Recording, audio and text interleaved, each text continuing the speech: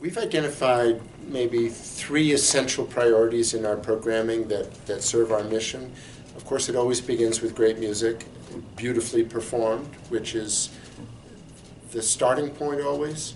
Then we've also talked about showcasing our musicians, whether it's the orchestra as a whole or a particular section of the orchestra, or in this case, specific soloists.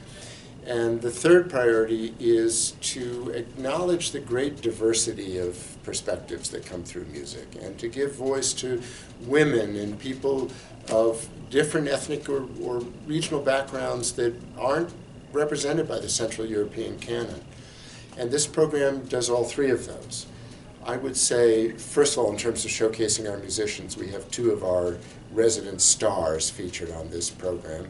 Megan Gugold, who's been principal horn of the Akron Symphony now for about 5 years, trained at the University of Akron from a very distinguished and important musical family here in Akron, and who's making a career now all over the country. She tours with the Cleveland Orchestra, and she's performed in Carnegie Hall with the Orchestra of St. Luke's, and on and on.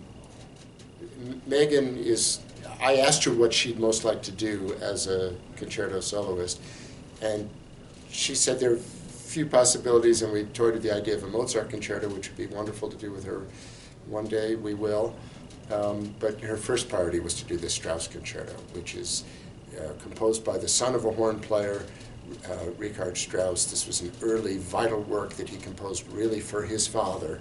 Horn playing was a family birthright for Richard Strauss, and so I'm sure as a horn player, you just feel at home playing this music. It's heroic, it's noble, it's warm, it's filled with melody, and just those calisthenic things that a horn can do that no other instrument can do. With Strauss's characteristic mastery of the orchestra, it's a powerhouse, and I chose to close the first half of the program with Megan in this concerto. And then the second half of the program features Tally Brunfeld, our concertmaster, been with us now for, I think, 3 seasons. Tally is a spectacular virtuoso. She's in demand also all over the country, especially in New York City.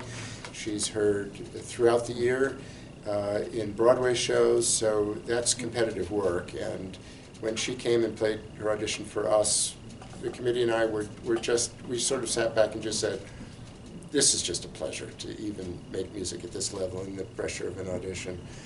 So I've wanted to feature Tally in a concerto, and the 4 Seasons is a wonderful way to introduce your concertmaster as a soloist before the public. And it'll be a particular pleasure, I think, because Baroque music requires you, as a performer, that you define your approach to the style. If you were playing on the old instruments, and in very small rooms that these pieces were performed in 250 years ago, the approach to playing would be very different than it is today in a modern instrument in a 3,000-seat hall like E.J. Thomas Hall. And so one has to negotiate, how much pressure are we going to put on the bow, and what kinds of sounds are we going to make on the modern instrument to either reflect the earlier kinds of violins or find a compromise between the two.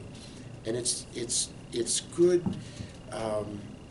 training or good development for an orchestra to look at these stylistic questions. Aside from just playing well, how are we going to approach the Baroque style? And so to get to do that with your concertmaster, who's making those decisions with me and her colleagues every day, but as the soloist, I think is a really great thing all the way around.